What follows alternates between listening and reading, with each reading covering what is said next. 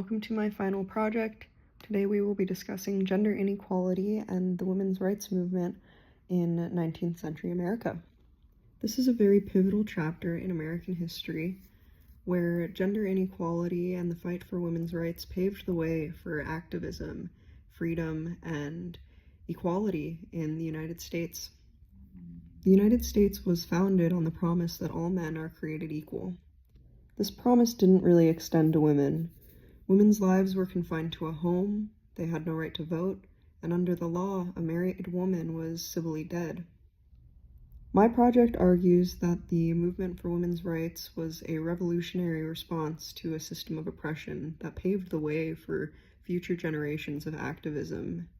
Today we will be examining this through three primary sources. The first one is Sarah Grimke Calls for Women's Rights. The second one is Sojourner Truth's Ain't I a Woman? And then the final one will be Elizabeth Cady Stanton's Declaration of Sentiments. In examining the arguments of these three primary sources, we can look at the evolution of women's struggle from originally being moral outrage to eventually becoming a powerful political force that changed the way that women are treated in America and began a wave of activism that helped women establish rights. In order to understand these sources, we first need to understand the world that they were written in.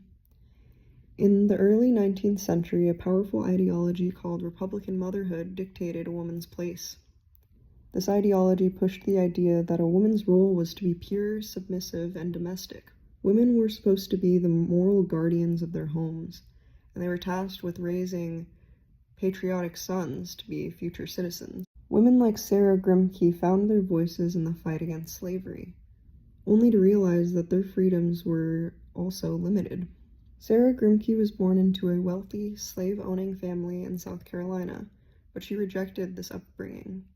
She ended up moving north and became a very prominent abolitionist. In 1838, she started writing essays calling for women's rights. Through her work, she makes very powerful arguments. She equates the condition of women to that of slaves. In one statement, Grimke writes, "He has done all he could to debase and enslave her mind, and now he looks triumphantly on the ruin he has wrought and says, the being he has thus deeply injured is his inferior." This is a very crucial statement. Grimke uses the ideas of slavery and argues that men have not only physically and legally oppressed women, but they have psychologically enslaved their minds. Men had created a system where women were seen as weak and dependent, and then used that as proof of women's inferiority. Her perspective is also very significant. She was a Southerner who had rejected slavery, so she was a very powerful voice. In this source, the wording that Grimke uses is very impactful because she compares the situation that women have been subjected to situations that are similar to slavery. And this was a time period where authority and dominance over people was commonplace in the form of slavery and was very impactful to many. So comparing women's place of subjection by men to slavery was a very strong way of getting her point across. Sojourner Truth's Ain't I a Woman addresses directly the intersection of race and gender. Truth was a woman who was born into slavery and later escaped and gained freedom. She gave the speech Ain't I a Woman at a women's rights convention in 1851. She challenges the protected image of white womanhood, and one of the things that she states is, "That man over there says that women need to be helped into carriages and lifted over ditches and to have the best place everywhere.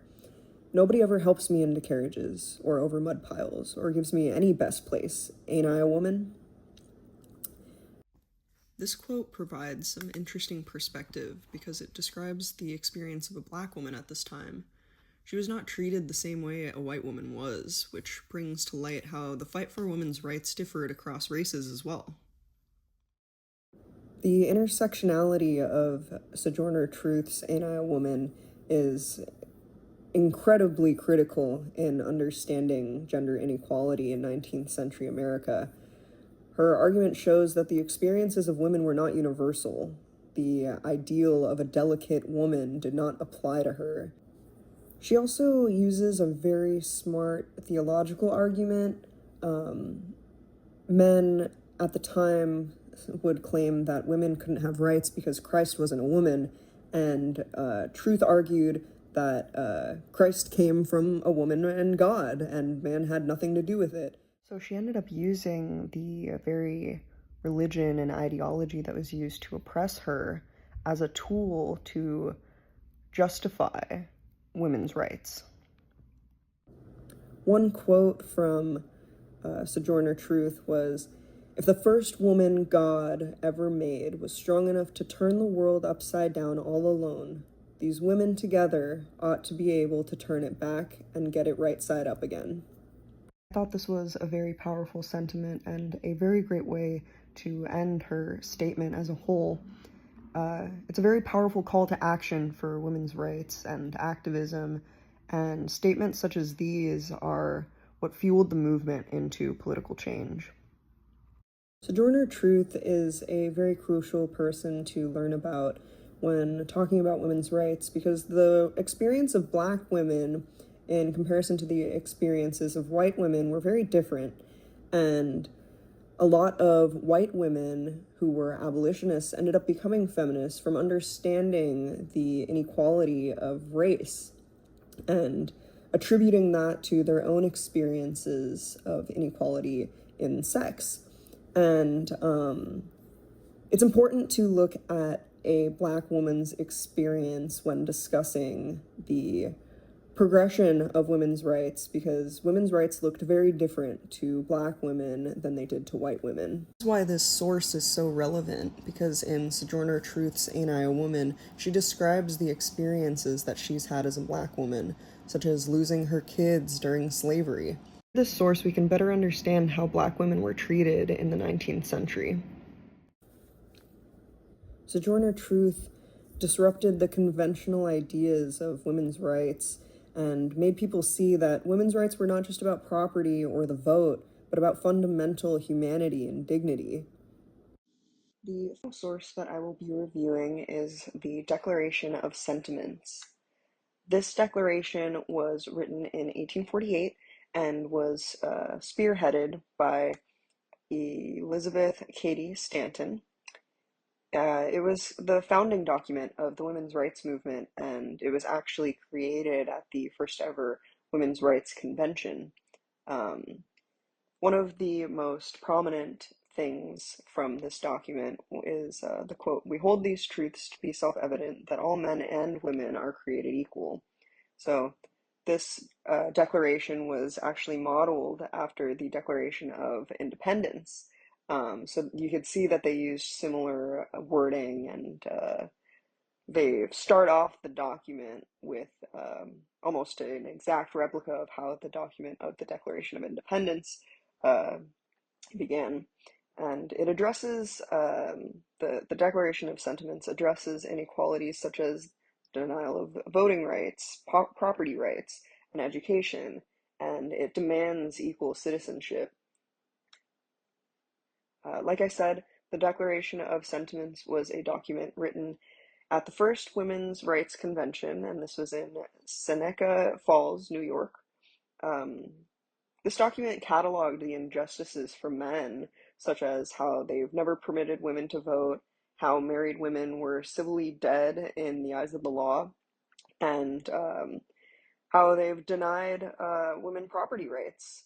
So this document really just laid out the groundwork of what was wrong at the time and how women were not equal. It is also very powerful to note that by copying the nation's Declaration of Independence, Stanton and the other women who participated in creating this declaration were making a very profound point, which is that women were being denied the very rights the nation was founded upon. The purpose of this source was to launch a formal movement. In the past, there had been a lot of statements from women have been beginning to speak out and beginning to try to have their voices heard. And when this was written, it was a very formal declaration. It was presented as a petition and a declaration to the world justifying women's demand for equality. The significance of this document is very big. It is the foundational document of the organized women's rights movement in the United States, and it is very crucial to mention in conversations about gender inequality and the women's rights movement in the 19th century in America. When we look at all these sources together, what exactly are they telling us?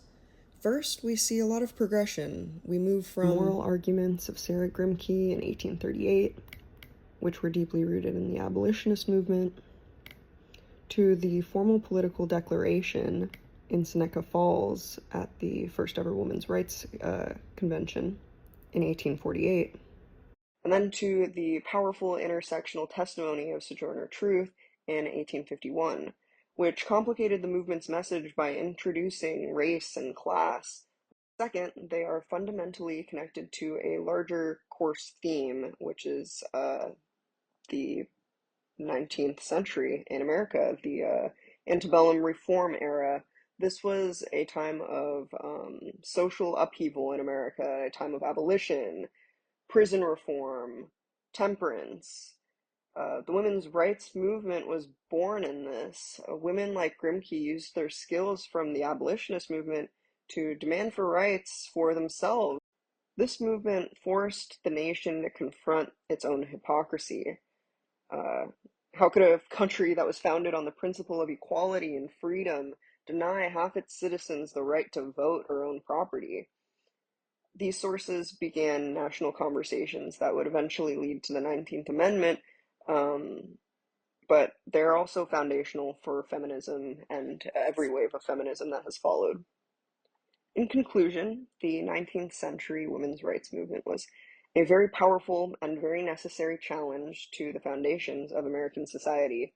The voices of Sarah Grimke, Elizabeth Cady Stanton, and Sojourner Truth, as we've seen in these primary sources, had transformed the national conversation about equality.